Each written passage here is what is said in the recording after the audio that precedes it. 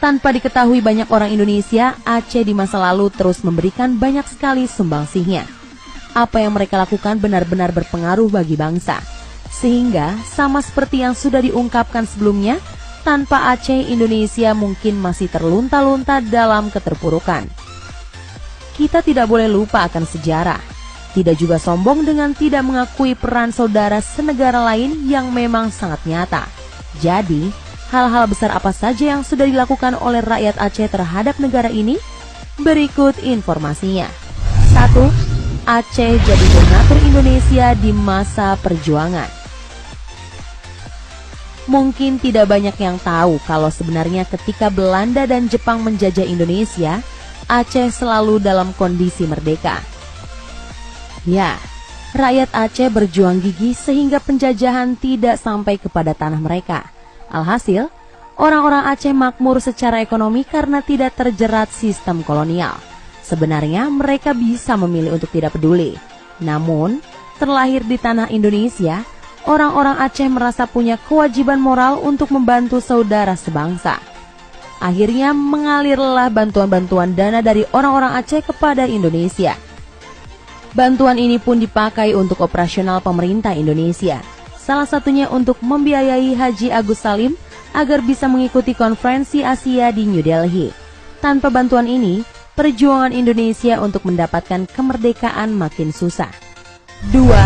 Rakyat Aceh patungan lalu belikan Indonesia pesawat.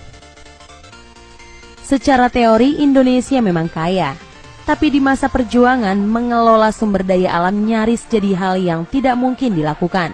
Selain terkendala modal, alat dan lain sebagainya, fokusnya saat itu adalah berjuang.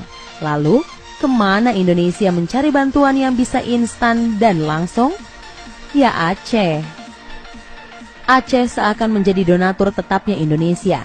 Ketika bangsa ini butuh dibantu, mereka siap. Faktanya, mayoritas sumbangan dana yang diberikan oleh Aceh kepada Indonesia berasal dari patungan rakyat. Seperti ketika Indonesia butuh pesawat, orang-orang Aceh mengumpulkan emas-emas mereka lalu mendatangkan sebuah pesawat untuk diberikan kepada bangsa ini. Ada 2 pesawat yang berhasil dibeli dari dana patungan tersebut, dan pesawat ini perannya amat vital bagi perjuangan Indonesia. 3. Aceh juga menyumbang kapal laut. Alutsista Indonesia di masa perjuangan sangatlah miris. Jangankan produksi, dulu para leluhur hanya memunguti dan juga membeli.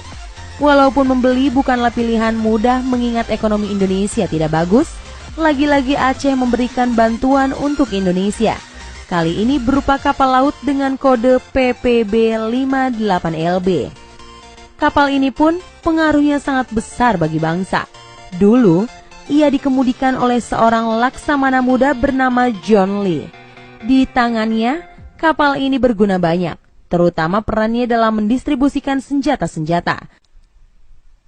Seandainya Aceh pelit dan berbuah tidak adanya kapal ini, maka perjuangan Indonesia akan berlipat-lipat susahnya.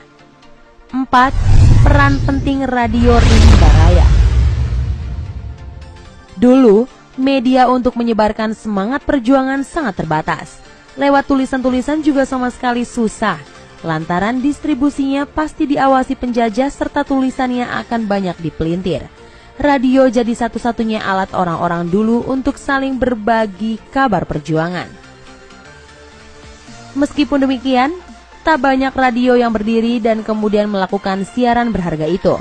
Hanya beberapa gelintir saja, termasuk salah satunya adalah radio Rimba Raya yang ada di Aceh Tengah. Peran radio ini benar-benar vital. Para penyiarnya selalu tak henti-hentinya memberikan informasi penting tentang perjuangan bangsa. Misalnya dengan menegaskan bahwa Indonesia tetap berdiri ketika radio Belanda tak bosan-bosannya mengingatkan dunia jika mereka sudah menghapuskan bangsa ini. 5. Menyumbang emas Monas sebagai lambang kedigdayaan bangsa. Terletak di ibu kota dengan bangunannya yang hebat, Monas adalah representasi perjuangan bangsa. Ditambah lagi dengan emas seberat 38 kg di bagian teratas monumen, yang makin membuat bangsa ini bisa membusungkan dada sebagai negara berdaulat yang tidak bisa diganggu-gugat. Tahukah siapa yang menyumbang emas ini? Ya, Ia adalah seorang pria asal Aceh. Bernama Tengku Markam, pria ini menyumbang 28 kg dari 38 kg emas di ujung Monas. Kalau dikonversi menjadi uang saat ini dengan harga emas per gram Rp500.000, maka Tengku Markam mengeluarkan sekitar 14 triliun rupiah. Benar-benar jumlah yang tidak main-main kan? Sayangnya, jasa Markam sudah jarang diingat lagi hari ini. Pantaslah kalau Aceh dilabeli sebagai daerah istimewa. Pasalnya, apa yang dilakukan penduduknya benar-benar besar perannya bagi eksistensi Indonesia. Seandainya dulu ceritanya orang Aceh tak peduli dengan Indonesia, mungkin negara ini akan mengalami perjuangan yang lebih berat lagi. Atas apa yang sudah dilakukan mereka di masa lalu, sepertinya kita harus mengucapkan terima kasih yang sedalam-dalamnya. Nah, itulah tadi beberapa informasi mengenai 5 jasa besar Aceh kepada Indonesia yang sepertinya sudah mulai dilupakan. Semoga informasi tadi dapat menambah wawasan Anda dan membuat kita selalu bersyukur atas kemerdekaan Indonesia yang telah didapat karena sumbangsi dari bangsa Aceh. Jangan lupa like, share, and subscribe ya.